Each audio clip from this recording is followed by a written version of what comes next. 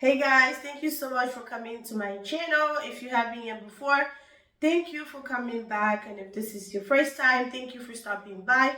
My name is Nicole and I am a Scrum Master.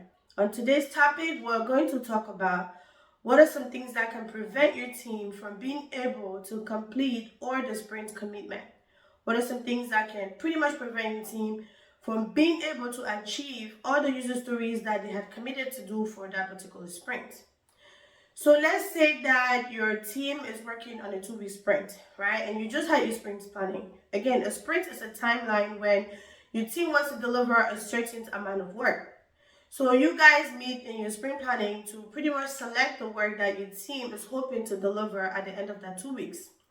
So you just had your sprint planning meeting, and before you go to your planning, you have already calculated your velocity. You have an idea of the work that the amount of work that your team should commit to do for that particular sprint.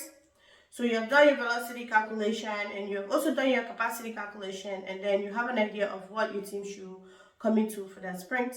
So you had your sprint planning meeting and your team was able to commit to the amount of story points based on the velocity.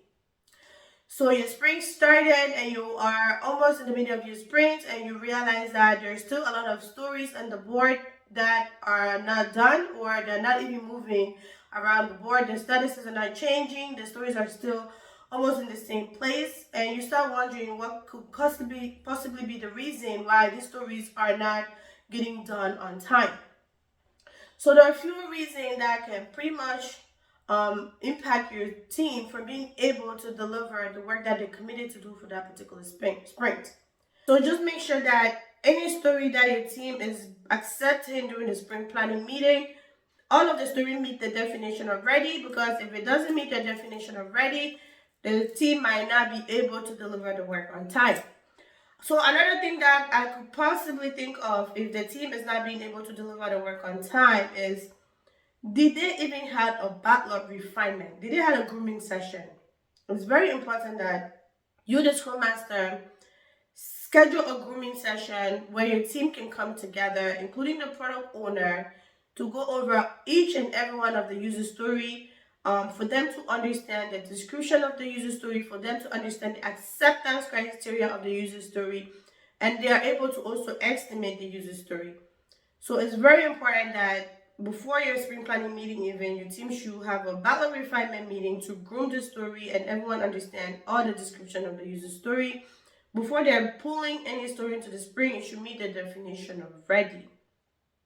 Another thing that you could probably just think about as well, if the team is not being able to deliver their work on time, is maybe the stories are too large. If you guys are accepting user story into the sprint that are too large, high chances are they're not going to be able to deliver the work on time. So if you join a new team, ask your team member if they know how to estimate user stories. Okay, if they don't know how to estimate user stories, teach them some different methods of estimation, right? Like the planning poker technique and the Fibonacci sequence, or whatever method that you're very comfortable with. Teach them that method so they're estimating the story correctly, because if they estimate a story too large, educate the team members to break down that user story. If they don't break down that user story and they commit to a very large user story, they might not be able to deliver the work on time because the work is too large. So always educate your team members to split stories that are too large so they can commit and achieve that work on time. So another thing, again, that can pretty much just prevent your team from being able to deliver the work on time could simply just mean that maybe they overcommitted, right? So before you actually go into your sprint planning meeting, you, the Scrum Master, should do a velocity calculation, right? To have an understanding of how much work your team should commit to for that sprint. So do your velocity to have an understanding of the story points, on how many story points your team should commit on that sprint. And also make sure that you do your capacity calculation, right? It's good to know which of your team members is going to be here during the next 2 weeks and which of your team members is not going to be here during the sprint, so your team doesn't overcommit. You don't want your team to take in too much work and they don't have the capacity for that work.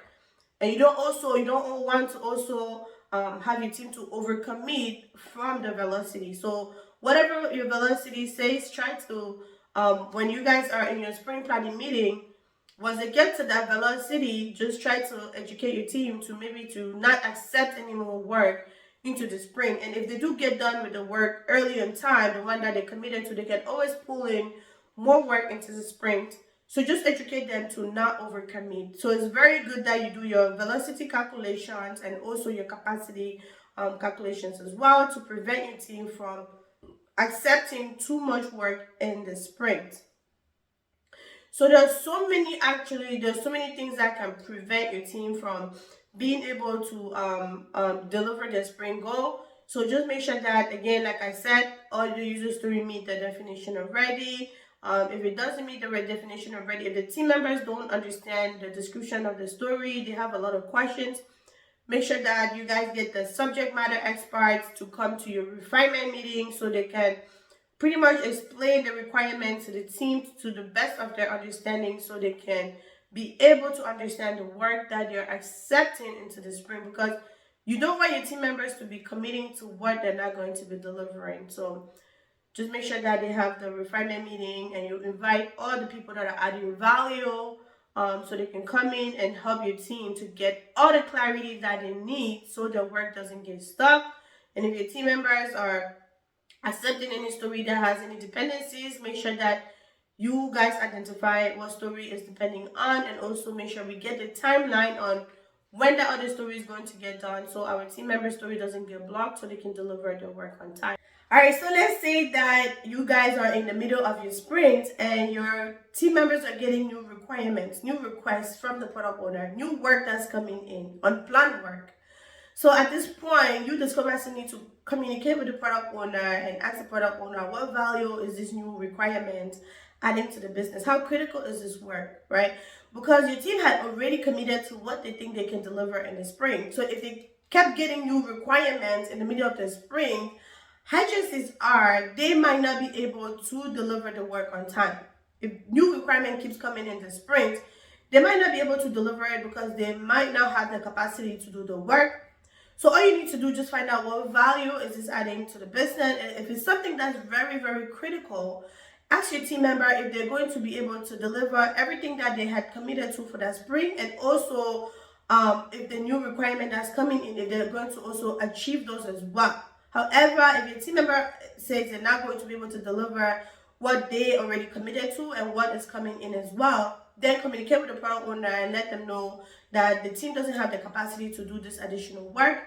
And then educate your product owner if there's something else in the current sprint that's not of priority no more, because something else is coming in that's taking precedence over what we had committed to. Then at this point, the product owner might make some changes in the current sprint. They might take out some work that's in the current sprint out, put it back in the backlog, and then bring in the new requirement, the new user stories in the sprint. And also make sure that before they're bringing the new work, the team also should make sure that the story meets the definition already. Because if the story doesn't meet the definition already, high chances are they are not going to be able to deliver it on time. So if new work is coming into the sprint, the team still needs to review the work and make sure they understand the description of the work, they understand the acceptance criteria, they're able to estimate the work before they're accepting the work in the sprint. So that's pretty much it, guys. If there's any other topic that you would like me to talk about, please do make sure you leave me a message below, or you can also email me your questions at Nicole.agilepractitioner@gmail.com. Thank you again for coming to my channel, and do not forget to subscribe and click on the notification button so you don't miss out on anything that I will be posting, because I do have a lot of information coming out there for you. Thank you guys so much, and I will see you guys soon.